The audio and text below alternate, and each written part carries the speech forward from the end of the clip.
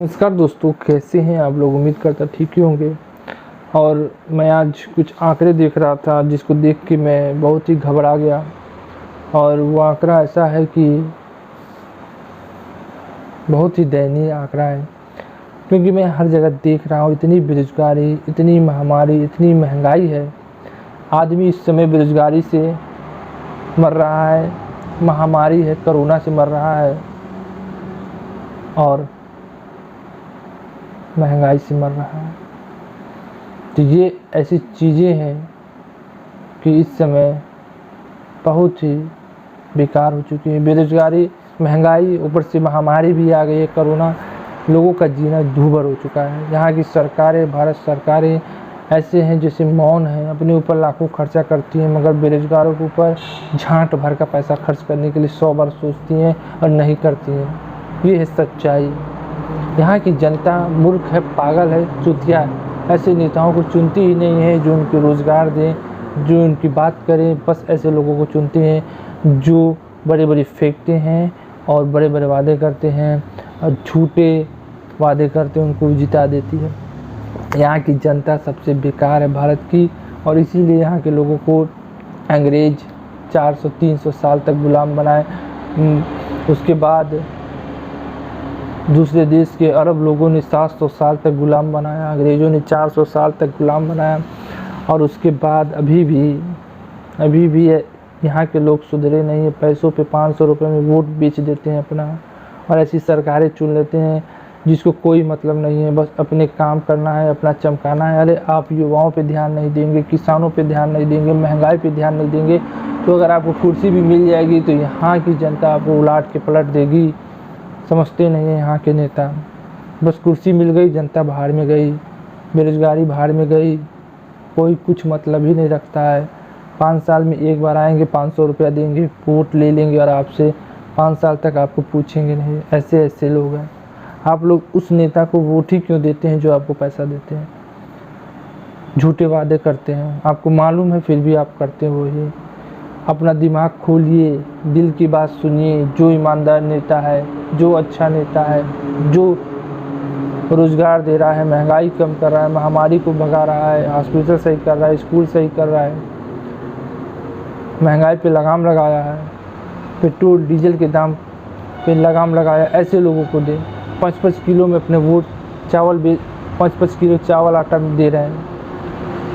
क्या है रोज़गार? मान लो दे रहे हैं, ठीक है, उतना तो देना ही चाहिए, मगर उसके लिए आप ऐसे नेता को चुन लें जो लोगों का खून चूसे, बेरोजगारों को लाठी से मारे, महामारी में अपने हाथ खींच ले। ये तो महामारी है, भगवान का प्रकोप है, मरे आपकी जिम्मेदारी है। तो ऐसे सरकारों को नकारना होगा और हमें अपनी ताकत को पहचानना होगा। हमें ऐसी सरकार को लाना होगा जो लोगों के साथ इंसाफ करे, बेरोजगारी दूर करे, महंगाई कम करे। और बेरोजगारी सबसे बड़ा मुद्दा है इस समय युवाओं के लिए। कोई रोज़गार नहीं है, शादी ब्याह नहीं हो पा रहा है, मुंह दिखाने के लायक नहीं है। 10-10 साल तक तैयारी कर रहे हैं इलाहाबाद कोटा में। सरकार सुनती नहीं, 5 साल में एक बार आती है। मैं तो कहता हूँ हर साल चुनाव होना चाहिए। संविधान में लिख दो, बदल दो कि हर साल चुनाव होगा, जो अच्छा करेगा उसको रखेगी, जो अच्छा नहीं करेगा उसको नहीं रखेगी। कम से कम 2.5 साल, अधिक से अधिक 2.5 साल कर दे, 3 साल कर दे, उससे अधिक पहले चुनाव करें। समझ सकते हैं इस समय बेरोजगारी चरम पे, कोई भी ध्यान नहीं दे रहा है। कोई वैकेंसी निकल रही तो 15-15 साल तक चल रही है। डिग्री मिल रही तो 55-10 साल तक मिल रही है। ये सब बहुत ही खतरनाक है। युवाओं के भविष्य के साथ सरकार खिलवाड़ कर रही है, जिसका नतीजा देश कमज़ोर होगा, देश खोखला होगा और देश बर्बाद हो जाएगा। अगर आप युवाओं को बर्बाद करेंगे तो देश भी बर्बाद हो जाएगा। जो गद्दी पे बैठे हैं सुन लें, अगर युवा बेरोजगार हुआ, बेकार हुआ, बर्बाद हुआ तो देश भी बेकार, बर्बाद हो जाएगा, खोखला हो जाएगा। नहीं समझते, अपनी गद्दी के लिए आप लोगों कुछ भी कर सकते हैं। गद्दी से ज़्यादा पहले भारत देश है। ये देश रहेगा तभी ना आप गद्दी पे बैठेंगे।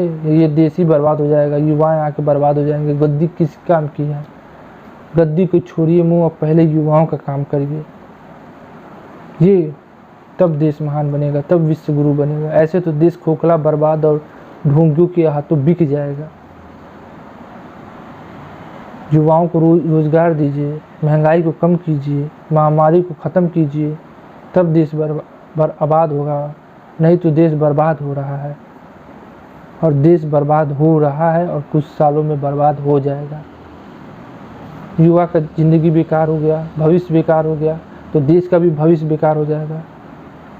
और बेकार हो रहा है युवाओं का, तो देश का भी भविष्य बेकार हो रहा है। कोई रोज़गार नहीं है, ना प्राइवेट जॉब है, ना सरकारी जॉब है। हर जगह से निकाला जा रहा है, सरकारी जॉब ख़त्म किया जा रहा है, प्राइवेट जॉब से भी सब निकाल रहे हैं, जॉब ही नहीं है, कहाँ कोई जाए। देश बर्बाद हो रहा है, युवाओं की ज़िंदगी बेकार हो रही है, भविष्य बेकार हो रहा है, और सरकार सिर्फ मलाई काट रही है, अपना प्रचार, अपना शौक पूरा कर रही है, और देश जल्दी बर्बाद हो जाएगा, किसी का गुलाम हो जाएगा। पाकिस्तान ही गुलाम बना लेगा, चीन ही गुलाम बना लेगा। तो हाथ जोड़ से निवेदन है कि देश के युवाओं को रोज़गार दें, उनके लिए रोज़गार का अवसर दें। अरे प्राइवेट नौकरी तो दें, पकौड़ा बेच के काम नहीं चलेगा। और कम से कम काले धन को तो लाएं, जो स्विस बैंक में पड़ा सर रहा है। 100 दिन में, 500 दिन में, 10 दिन में स्विस बैंक से पैसा आ जाएगा। झाट नहीं आया, एक पैसा नहीं आया, और जाके स्विस बैंक में और जमा हो गया और बढ़ रहा है। किस तरीके से पैसा आएगा?